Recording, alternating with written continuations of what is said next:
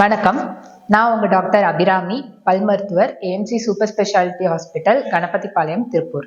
இன்னைக்கு நம்ம பார்க்க போற டாபிக் என்னன்னா இம்பாக்ஷன், அதாவது புதைப்பல். அப்படின்னா என்னன்னா நமக்கு நம்ம பற்களை நாலா பிரிப்பாங்க. நாலா பிரிக்கும் போது 4 பக்கத்திலேயே இருக்கிற கடைசி பல்ல ஞானப்பல்னு சொல்லுவாங்க. இங்கிலீஷ்ல விஸ்டம் டீத்னு சொல்லுவாங்க. அது நம்மளோட முன்னோர்களுக்கு எல்லாமே பெரிய தாடை இருந்தனால எல்லா பல்லுமே வளரும். நம்மளோட காலம் மாற மாற ஃபுட் ஹேபிட்ஸ்லாம் மாற மாற நம்ம இப்ப நிறைய ப்ராசஸ்டு ஃபுட் எல்லாம் சாப்பிட்றதுனால வாய்க்கு நிறைய வேலை கொடுக்காம கம்மியா சாப்பிட்றோம். அதனால நம்மளோட தாடையோட அளவு நாளடைவுல கம்மியாகிட்டே போகுது. கம்மியாகிட்டே போகும்போது அந்த கடைசியில உள்ள ஞானப்பல்லுன்றது வெளியில வர்றதுக்கான இடம் இல்லாம உள்ளேயே தங்கிருது, எலும்புக்குள்ளேயே புதைஞ்சிருது. அது பேர் தான் புதைப்பல் அப்படின்னு சொல்லுவாங்க. அது மேல உள்ள ஞானப்பல்லையும் ஆகும், கீழே உள்ள ஞானப்பல்லையும் ஆகும். மேல மோஸ்ட்லி எலும்புக்குள்ளேயே சிக்காம வெளியில வரும். ஆனா அது அதோட லைன்ல இல்லாம வெளியில திரும்பி இருக்கும். அது நாளடைவுல தொந்தரவு கொடுத்து வலி வர ஆரம்பிக்கும். வலி சொத்தையாகி ரொம்ப தலையெல்லாம் வலிக்குது அப்படின்னு சொல்லி வரும்போது அதை ரிமூவ் பண்ணுவோம்.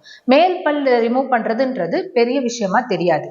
அதுவே கீழே இருக்க கீழ்த்தாடையில உள்ள பல் எலும்புக்குள்ள புதைஞ்சிருச்சு அப்படின்னா அது வெளியிலே வராம உள்ளே இருக்கும். மோஸ்ட்லி அதை எக்ஸ்ரேல தான் நம்ம கண்டுபிடிப்போம். மோஸ்ட்லி காது வலிக்குது, பின்னாடி வலிக்குது அப்படின்னு சொல்லிட்டு வருவாங்க. ஆனா வெளியில பல்லு தெரியவே தெரியாது.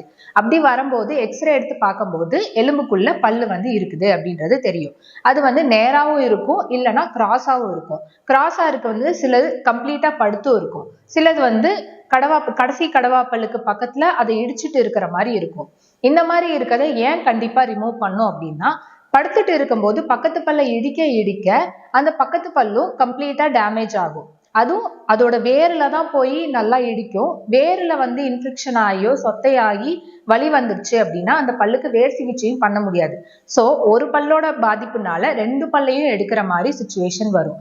அதனால முன்னாடியே நமக்கு ஞானப்பல் ஒண்ணு எலும்புக்குள்ள புதைஞ்சிருக்கு அப்படின்னா மோஸ்ட்லி அதை ரிமூவ் பண்றதுக்கான வழியை பார்க்கணும். ஸோ இதை மைனர் சர்ஜிக்கல் ப்ரொசீஜரா தான் பண்ணுவாங்க. லைட்டா சதையை கிழிச்சு விட்டு எலும்பை ட்ரில் பண்ணி அதுக்கப்புறமா தான் அந்த பல்லை வெளியில எடுக்க முடியும். ஏன்னா அந்த பல்லு ஃபுல்லாவே மேல எலும்பால கவர் பண்ணி இருக்கும்.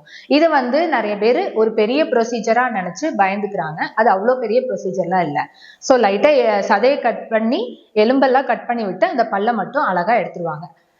எடுத்ததுக்கு அப்புறம் தையல் போட்டு விடுவாங்க. அதுக்கப்புறம் ஒரு வாரம் 10 நாளைக்கு சாஃப்டான டயட்டு, அந்த பக்கம் ஸ்ட்ரெஸ் கொடுக்காம இருக்கிறது, ஆப்போசிட் சைட்ல சாப்பிட்றது, அந்த தையல் போட்டிருக்க இடம் ஒரு வாரம் 10 நாள்ல சதை நல்லா கூடிரும். அது வரைக்கும் மட்டும் டிஸ்டர்பன்ஸ் இல்லாம ஒரு 3-4 நாள் பல் எடுத்ததுக்கு அப்புறம் சூடு காரம் இல்லாம சாப்பிட்றது, சாஃப்டான சாப்பாடு சாப்பிட்றது, அந்த மாதிரி டாக்டர் சொல்ற சில ஃபுட் டயட்ஸை மட்டும் ஃபாலோ பண்ணிட்டு இருந்தா நார்மல் ஆயிரும். இதே மாதிரி இன்னொரு வீடியோல சந்திப்போம்.